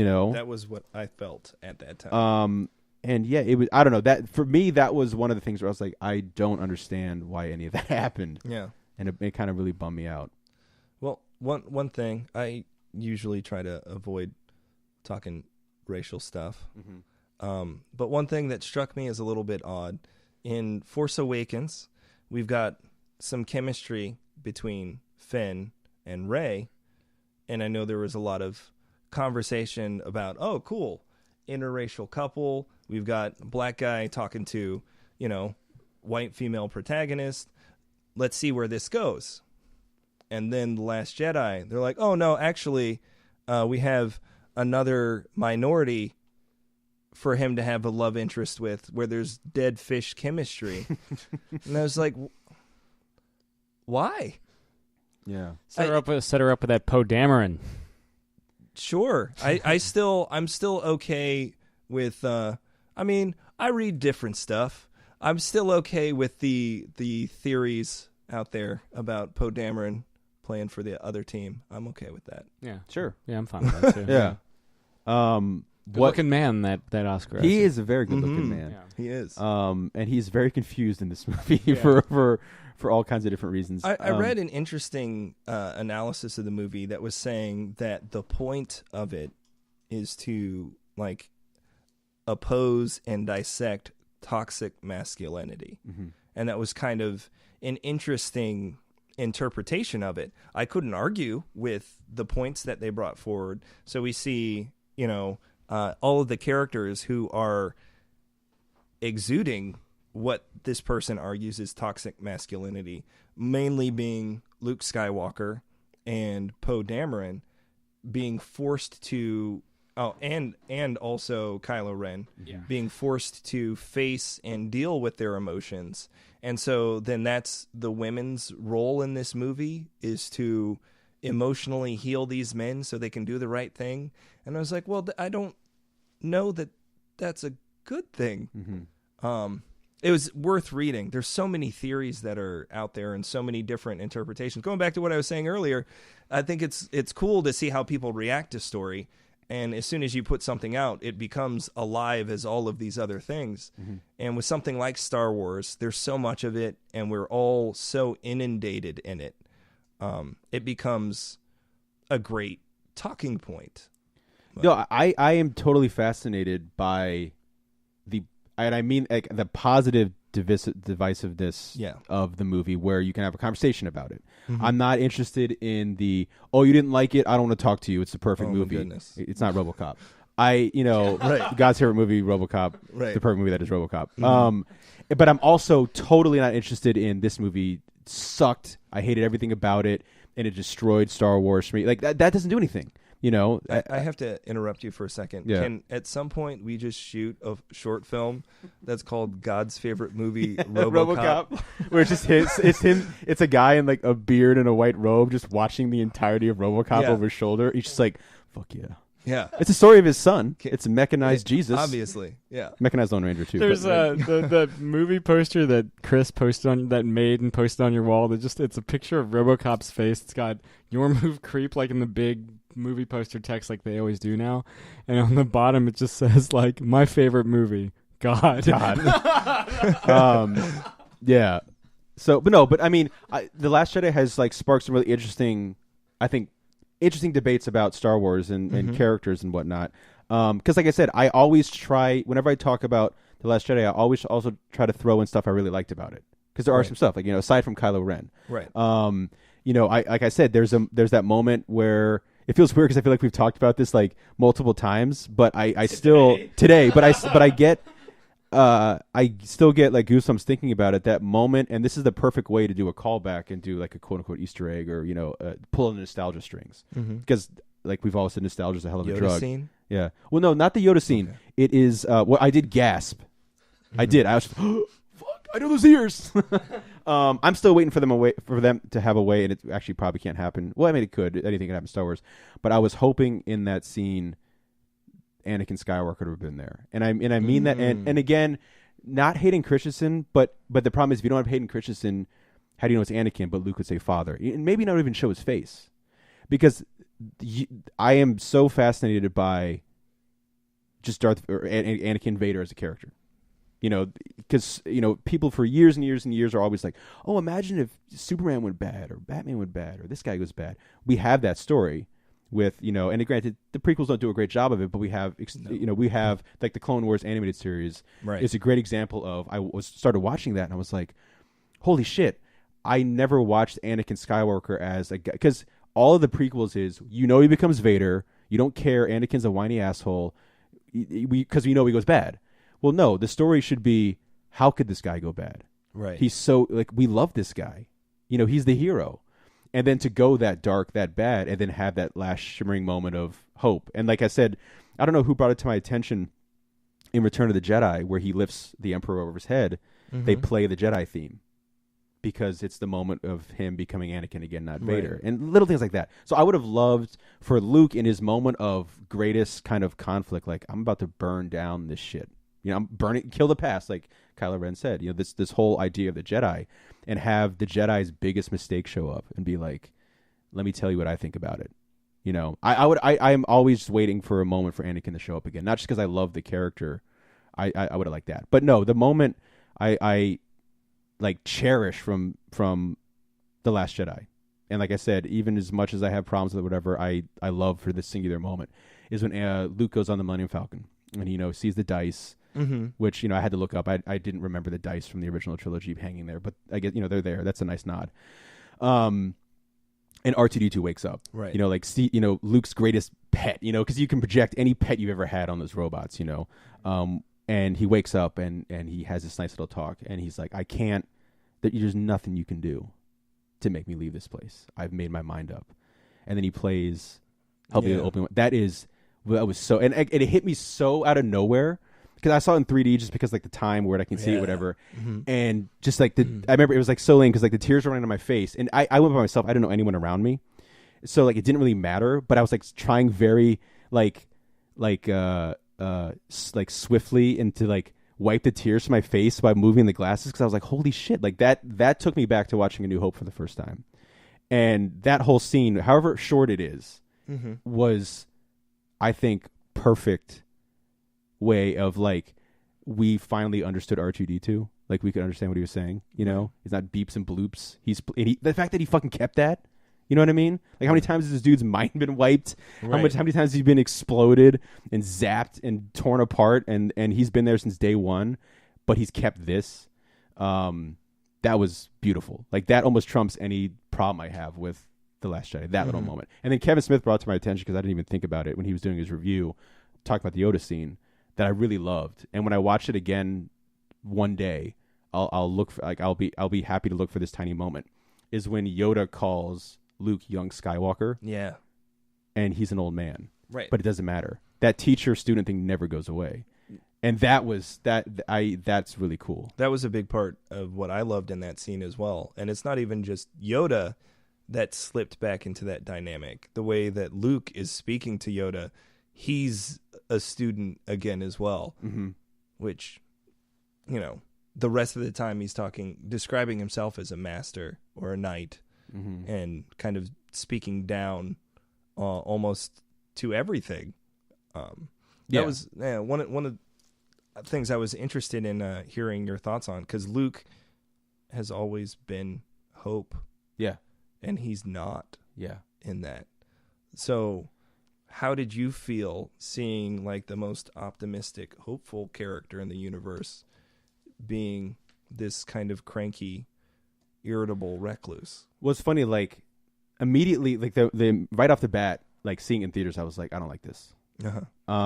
But again, we've talked about it so much just today, which I've liked. You know, I like talking about this movie. I've talked about it more than movies. Dunkirk's my favorite movie of the year, and I've talked about this way more than I've talked about Dunkirk. Dunkirk in space, as Sam eloquently put. Plot-wise, it's Dunkirk in space. Dunkirk in space. They're trying to evacuate. Yeah. But the Army's biggest failure, and the Resistance biggest failure, I guess, at this point. It's kind of like, and this is something I'm just thinking about now. It's like how John Lennon would talk shit about the Beatles because he could talk about shit about the Beatles because he was a Beatle. Luke, thinking back to it now, like Luke almost defacing everything about the Force as we knew it. I don't have as much of a problem with that as I used to. And it makes sense, him being crabby and stuff, because as much as the Force has brought him, you know, this adventure, that was that adventure, that moment in A New Hope, that idea of adventure, wanting to be Luke Skywalker to go on this adventure, is still, I think, the singular thing that makes me love Star Wars. Is like, oh, you can have these great friends and go on this adventure and save the world, save the galaxy. Like that little nugget of that. That's so great. And when they announced Episode 7, I was like, I can't wait to see Luke Skywalker again. Right. And so, of course, 7, as much as I like 7, you know, there's really no Luke Skywalker. No. So him being like, you know, curmudgeon-y and, you know, and kind of like pissy towards the Force makes sense. I guess in the long run. Because he wasn't in Episode 7. Because he wasn't in Episode 7. He's like, God damn it. But his life's kind of also been ruined by the Force. Just like his dad's was. Right. Not to as big of an extent. And I really, really love, I don't even know if it's canon anymore, but the Rise of the Dark Lord novel that came out, which takes place, it might not be anymore. Someone was telling me that it's like the first official now, but it takes place right after Episode 3. Sorry, I'm going all over the place with Star Wars, but like, it takes place right after Episode 3, where it's point of view of Darth Vader. Other characters, but Vader is a point of view character in the book. And it's taking place like right at the end of 3. Order 66 has been, you know, taken out, and it's following the beginning, these clone troopers and these Jedis who have been teaming up. The Order gets put out, and they're like, I like these guys. I don't want to kill these Jedi. And so the clone troopers like, run. If I can't see you, I can't kill you. Run. That's the best I can do. And they escape. And Vader wakes up as, you know, Anakin wakes up as Vader. I did it in his audiobook, so it's got great special effects like sounds and the breathing and stuff like that. But when Vader, what did the breathing sound like? It's oh, nice. Like it sounded like the Vader breathing. And it has like the sound effects from Star Wars and stuff. You know, it's if you're going to do a Star Wars book that's going to be licensed by Star Wars, they're like, no, we're fucking doing this. So the guy who does Vader, or the guy who reads the book, when he does Vader out loud, it's Vader's deep voice. His inner monologue is a whispered, damaged Anakin Skywalker. And so the whole book is about him getting rid of Anakin Skywalker. And so in the beginning, there's a chapter where he basically, and this ties back to me trying to understand, like, I get where Luke's coming from. There's a whole chapter where he goes over the pain he feels in every single limb. He's like, okay, I have no legs. The boots don't fit. The wiring is digging into what's left of my legs. Every time I can't walk, I have to use the Force to walk. Vader uses the Force to move. I don't have hands. You know, again, the gloves don't fit. The helmet, there's a constant beeping. I can't sleep. It's like the the goggles that he sees out of. It's like that fish kind of fishbowl thing. So he feels nauseous as he's moving. He's not used to it. It's a living hell. And he basically says, fuck the Force. He's like, this isn't living. And he talks about how he has to go down on one knee in front of the Emperor. And after the Emperor's call is over, he has to take a minute to stand back up. But he didn't want anyone to see it because it's super sad and embarrassing. And how he starts to like, not bond, that's the wrong word, but start to feel a camaraderie with the stormtroopers because they're covered in armor. And no one knows who Vader is. We know Vader is because he's Vader. But everybody sees him as, he's General Grievous 2.0. He won't last. And then it's him lighting up his saber for the first time. It's red. And they're like, what? Where the fuck why does he have a red lightsaber? And he executes he also realized, I can't jump around anymore. I have to change my way of fighting. So he changes. I don't know all the fighting styles that they have in Star Wars, but there's a whole different fighting styles. And he's like, I need to change to the more brutal tactician style. So he puts both hands in the lightsaber and he basically beats this Jedi to death and it cuts her head off. And he's like, I want more of that. And they play Vader as a villain. Like they don't do that a lot. They're always like, he's badass.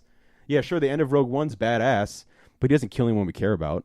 No. He just kills a bunch of just red shirts, and we're rooting for him, Right. We've never really seen him be a true villain because in Rogue One, he's choking guys we don't give a shit about. In Empire Strikes Back, the best depiction of Vader ever. I think as you dive more and more into that story, it's easily the best depiction of Vader and the most complicated and wonderful version of Vader. He's still choking the fuck out of everybody until the end where he confronts his son and he lets everybody live. Right. That's great. But anyway, way going off.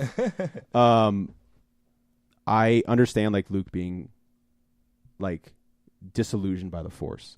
I have a bit of a problem with him standing over Ben Solo and turning on his lightsaber. Yeah. And even though they play the true version at the end that he's like, I immediately felt shame. That's rookie move, man. Right. And like I said, I've pointed this out multiple times. Sam has this great thread on Facebook about what he loves, like in a paragraph with a great picture of each Star Wars movie, all 9 of them so far. And he talks about this, this moment of Luke, even these Jedi masters, Yoda and Obi-Wan, are saying, kill your dad. You got to get rid of this dude. And in the face of the Galactic Empire, he's like, no, never. I can save this guy. And this dude's already Darth Vader. He's already killed kids. Right. He's already helped blow up planets. And he's like, no, I'm not. No, I'm going to save this guy. That's where what Rose says kind of works, where it's like that love that I have for my father is going to save him from being bad. Not that I'm going to kill, what's evil. I'm going to save what's evil with this guy and make, I know there's something good in him. Right. So the idea of a child, I don't know how young Ben Solo's supposed to be in that scene, but he's a kid. He's in the academy or whatever. The idea that a kid, that he has a vision of him being evil or feeling that he's turning towards the dark and his first thought is kill him, that didn't seem right. Well, one thing that didn't really stand to logic is if he's already on that path and then seeing where Kylo Ren has gone, as soon as he sees Rey and he's like, I feel like you're the same and you're diving deeper even faster. Why is he walking away at that point? Yeah. Because if his instinct is, I should kill this because it's turning to the dark side, and then he doesn't, he seems to have some regret. I mean, we should have learned from that. Right. Because Ben Solo brings a fucking building on top of him. You know what I mean? Like, right. Even at that moment where he fires that great green lightsaber, which I was glad to see again, and he's like, no. Like, and Ben rightfully, because I do like that in Ben's mind, he sees it as evil man standing over him with that look on his face going, fuck you, and Ben Solo's like, dude, I've lost my entire support system with this guy. Of course I'm going to hate him. I'm going to hate my parents. I'm going to hate everything that they stand for. And he's like a lost, kid running around, like just like the opposite, or like a dark version of Rey. So yeah, that is a good point. Like this would be him being like, now I'm going to make amends. I'm not going to let you do that. So that makes it more sense now. Where it's like, no, go ahead and do whatever the fuck you want. I don't care. Can we talk very quickly about how if going light speed kamikaze with a ship. Like, why didn't we do this earlier? Yeah, I mean, or use a less vital ship. Yeah. Like, Yeah. if that was an option, we should have pulled the trigger on that. Yeah, Laura Dern takes her time turning that ship around, And why couldn't you tell anyone? Were we worried about like a spy or a leak? That thing too is like, if you're gonna wait to the moment where confused Poe Dameron is like, was a commander, now I'm a captain. I'm going to take over this ship in the name of the resistance. That's when you go, listen, dummy. Right. This is the plan. You don't stay silent. Because I don't know what staying silent does. It endangers everybody. Because then you get them on the same page and maybe you can figure something out. But I don't understand how staying silent helps the resistance. That seemed weird to me. Yeah, I agree. I don't have an answer for that. It was my question as well. So, yeah. We going to talk about Popsicle Leia? Oh, God. I mean, it's... I had told that, like, I'm sitting in the theater and I'm like, we've never really seen Leia use the Force. Mm-hmm. Before this happens, obviously. I'm like, I hope in this movie somewhere she uses the Force. Like, we've seen her she's felt it before, obviously. You feel it in, like, I think, Jedi for the first time, Empire for the first time. Yeah, that's true. Is it? Leia, hear me. Leia. Oh, Yeah, you're right. You're right. So, yes. But, I mean, in terms of, like, yeah, Leia, I'm fucked up. Oh, I should have done this. But favorite look for Luke Skywalker, by the way, is, like, battle damage, fucking Bespin Luke. But... I was like, I hope we get to see her like use the Force somewhere, like physically, be like, I am a fucking beast too. Like, you know what I mean? I got that blood running through me. But then we saw her use the Force that way, and I was like, careful what you wish for, because that, and her getting like that. I loved Kylo struggling with that. Yeah, that was beautiful. And the TIE fighters behind him blowing it up. And he doesn't go, no, I have to say, he's like, oh, okay. I don't have to do that. Oof. And you see her get sucked out. And I remember that they kept showing other scenes of other things happening. And I'm like, oh, fuck.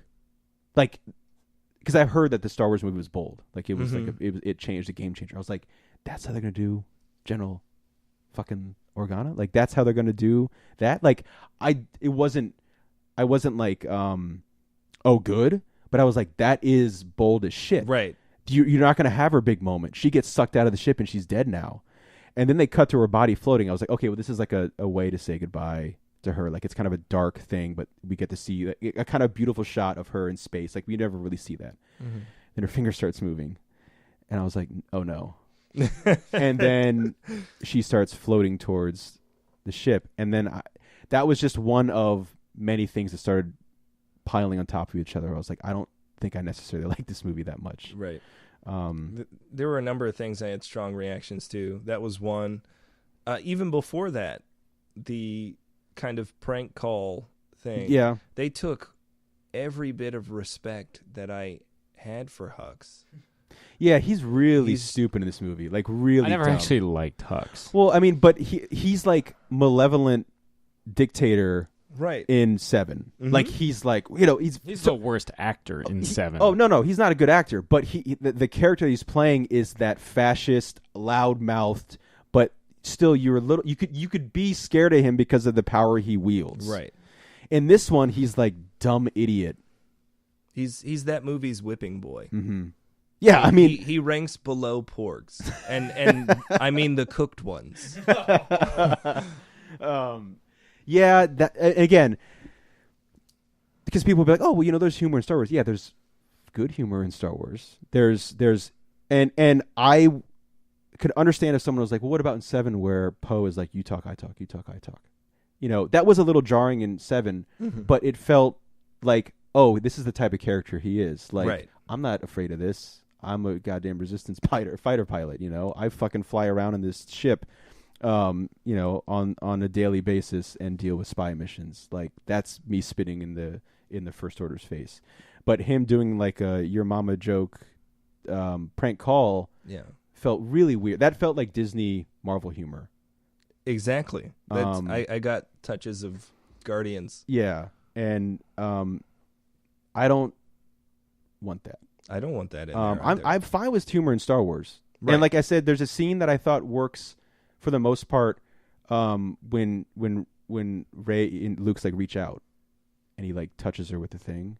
And she's like, I feel it. He's like, that's fuck you. That's not the Force. You know, like little things like that. Or like, you know, Chewbacca like going to eat this porg and being like the porg staring at him and he's like, God damn it. Right. You know how long I sent, you know, how long I fucking, you know, hunted this little beast, you know? I mean, and that was perfectly cooked. It was. It looked really pretty good. I feel bad for the porgs, but it looked pretty good. You know, I would have taken a bite. I guess last thing with Star Wars, Sure. at least last thing that like I kind of was like Luke's staring down the First Order. What did you feel about that? Which? Like him coming to save the day. Oh, okay. Yeah, that's what I thought. Yeah. I actually liked it. Okay. The reason being is because even though Kylo Ren is the one that wants to like tear down all of the old ways and make room for something new, he's the one that falls into the old trap. Because the old situation would have been Luke showing up, doing the Obi-Wan Kenobi thing of like facing off in this battle in order for the two of them to like have an end to their story as he tries to give his friends the opportunity to escape. It's like the hero comes forward and here's the other hero. But Luke is the one who did something new. He did something different, which is to not actually be there.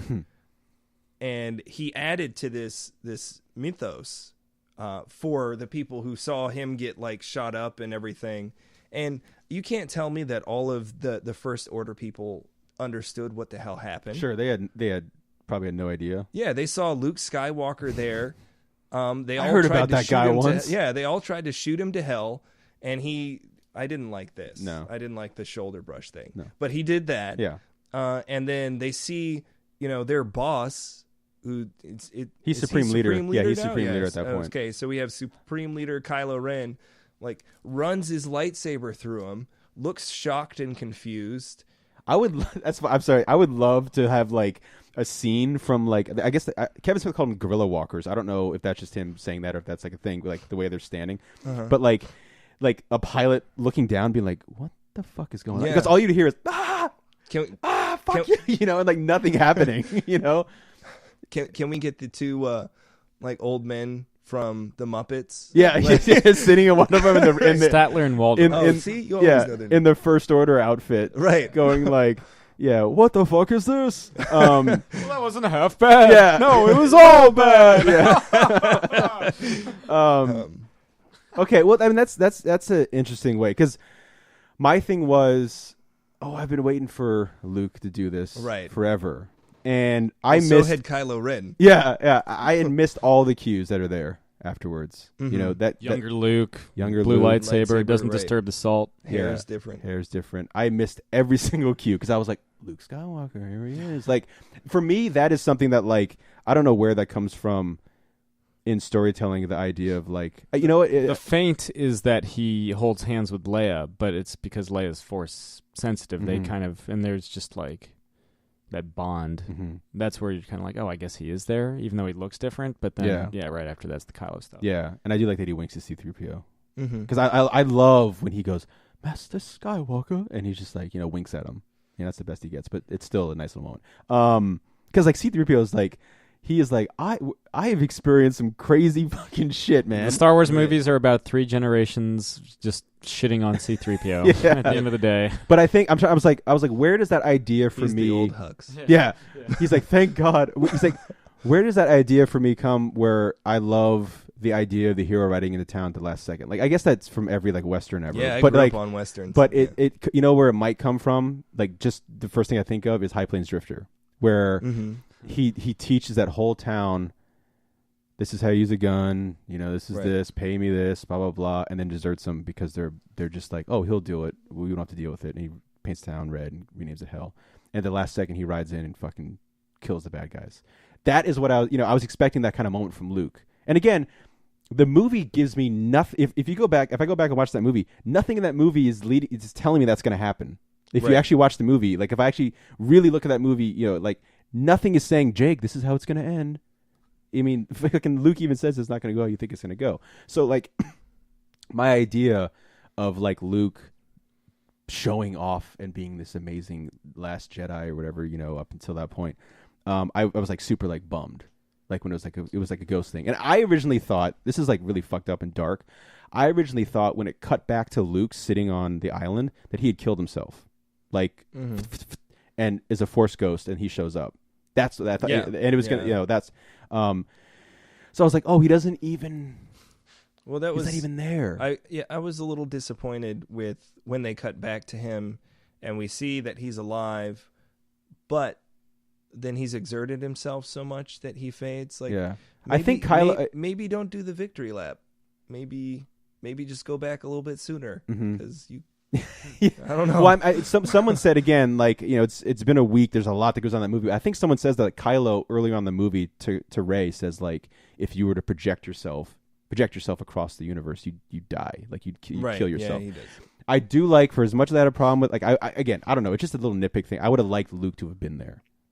To like the legend of Luke, this one man standing in front of all this, and he dies in the battlefield, or like at least gets to actually talk to Leia one last time, and hold her, physically, and have this kind of thing. It's at the grand scheme of things, it's really a nitpicky thing. And like I said, the way you described it, helped a little bit to how I saw it. But I still do love the last thing he sees is the twin sons, is the first thing we've ever seen with Luke. I thought that was classy as shit. I loved it. It'd be a nice picture. Yeah, that was. I really like that. So, I like that. I like that. Again, for me, where like episode 7 is like really fun, and again, nostalgia is a hell of a drug. I fully understand. It's there's a lot of just parallels, and that's why it's probably whatever. I don't give a shit. I really like 7 a lot. I enjoyed it. I like Force Awakens more than The Last Jedi. Mm-hmm. The Last Jedi is for me is like there are small moments here and there that are like really like okay, good. But unfortunately, there's a lot more that I'm just like I don't know if you've seen that cut of the prequel trilogy where they like make all 3 movies into one. I've heard of it, but I've never seen it. Well, it just basically starts with Obi-Wan and Qui-Gon going into the section to fight Darth Maul. And I was you cut out like most of the movie. Yeah, I don't need any of that. I feel like if we re-edited, I would just want Kylo Ren and Rey's story for the most part. You certainly wouldn't have as much, if any, Canto Blight, the casino world. No. Unnecessary. No. Inconsequential. Yeah, the throne room stuff with Snoke, killing Snoke was great. Best action scene in the film. Yeah. Oh, poor Snoke. Yeah. Just fucked. Like you didn't hear the lightsaber? I don't. Well, the funny thing is, he's like, "I feel you using your lightsaber, and I feel you're about to turn it on," and like, he's literally spelling out what's about to happen. Yeah. Just hubris. His hubris is his downfall. And that shot of it, like and zooming out just through. I was like, "Oh, he's dead," and then they cut him in half. And then they show you him again with the tongue hanging fat out. Tongue hanging out. You're like, he's really dead, by the way. And Hux, that part is kind of funny where Hux sees like passed out Kylo Ren and he pulls the gun out like he's going to shoot him. He's like, my life is meaningless. And then Kylo Ren wakes up. He's like, oh, yeah, no. Hey, what's up? He puts the gun away. He's like, yeah, okay, what are we going to do now? Yeah. I wasn't going to kill you, buddy. We're good. Yeah. Yeah. So, yeah, like I said, I've talked about a movie that I've kind of somewhat liked a little, more than any other movie in one day than I have all year about any other movie. Yeah. Did you? Okay, I won't ask any more questions except for this one. Did you have a moment where, like in Force Awakens, when Kylo Ren stops the lightsaber, the laser blast? Yeah. I stood up. I didn't stand up in Last Jedi. I started a couple of claps, but I didn't stand up. No, the moment of him stopping that. The laser, the blaster bolt. Like, oh, this ain't your daddy's Star Wars. Sam, I don't know. Do you have any? I feel like I've talked way too much. You guys got it. We've been on. It's almost. We joked that we would go for 3 hours. It's almost been 2. We didn't even talk about presidential paths. I know. I'm starting to burn out, man. Oh, but okay. no, in terms of president, no, Grant. I gave you the segue when I was like, "What's your favorite historical period, Sam?" And you were supposed to be like, "Funny you should ask." Oh, I mean, legitimately, I love that Golden Age of America. I believe you. I believe you. Passion was real. Yeah, no, presidents, they're awesome. Keep an eye out. There's something that's being worked on about presidents, all about presidents. Presidents. Are we making an album right now? Is that what's happening? Yeah, I hope so. That's all it takes, right? You just repeat a word and somebody But gives us a sick beat. Yeah. Yeah. Works for Andrew WK. I love that man. No, I mean, Star Wars. Well, thank you guys for having me. Yeah.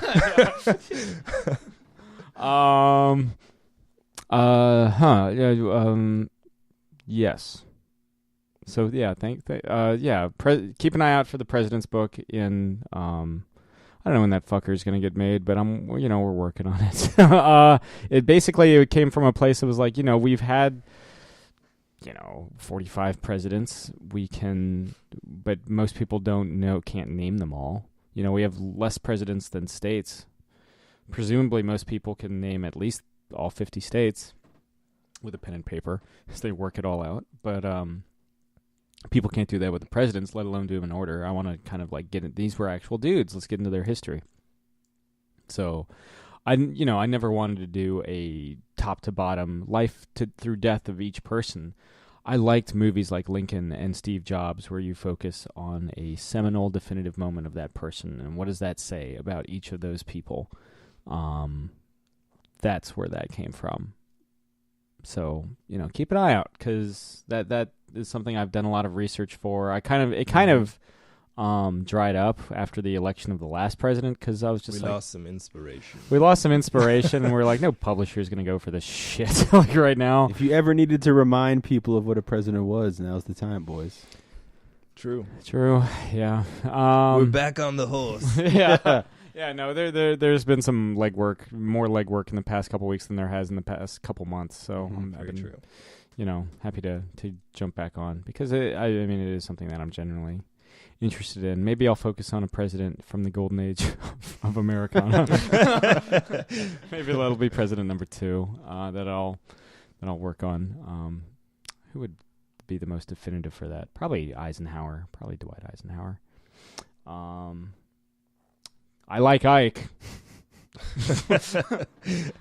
But, yeah. So, Ryan, got anything to add before we let you loose back into the wilds of Centerville? Well, I always have fun on here, so I appreciate you guys having me. No problem. I will continue to spam you with emails. There's so much stuff that I've written that you guys haven't read. Yeah, yeah. There was stuff you were mentioning. I was like, I don't think I've seen that. Yeah, I need to spam you with some junk. We will do that. I will have a lot more free time come at the... We're about to enter... I demand you only read these things during your office hours. Be surprised what I read during my office hours. Yeah. Just kind of like kids coming in like, I desperately need a tutor. And I'm just like, yes. Yeah. And I'm yes, like, Father, I should become a bat. Yeah. Just sitting there with like fucking like Power Pack comics and ROM Space Night. Just like, ROM Space Night. Yeah. Here's my quick review for Ragnarok, which you asked me about, but I hadn't seen. Sam knows how much I love Thor. It's a very fun movie. I laughed a lot of good moments, some nice physical violence that I enjoyed. I wish that the movie had more consequences. Star Wars has got that in droves. True. That's what I like about The Last Jedi. It makes consequences matter again. Yeah. So at least so far as we can tell with this installment. Watch it all. J.J. Abrams jumps back in. He's like, I don't like any of this. Snoke's alive. Rey's a Kenobi. Kylo Ren's got his helmet back on and is an angsty teen. I hope not. I do hope with, whatever goes forward, is a continuation of what they've done. Is whatever, they can work on it. They can muster. They got time. Yes. Yeah. They got 2 years. Yeah. But yeah, so yeah, thanks again, Ryan, for coming Thank on. you. Always a pleasure. And again, keep an eye out for Delta now in comic book stores, and Oh, and you can order it on my website, afrocupcake.com. which we will have in the episode description as well. Sounds good. So yeah. This has been another Geek Out production. If you enjoyed what you heard, hey, we've got a special episode every Friday. Of course, there's the usual catching up show every Wednesday, and you get book club episodes just about every Tuesday these days. Thanks for listening.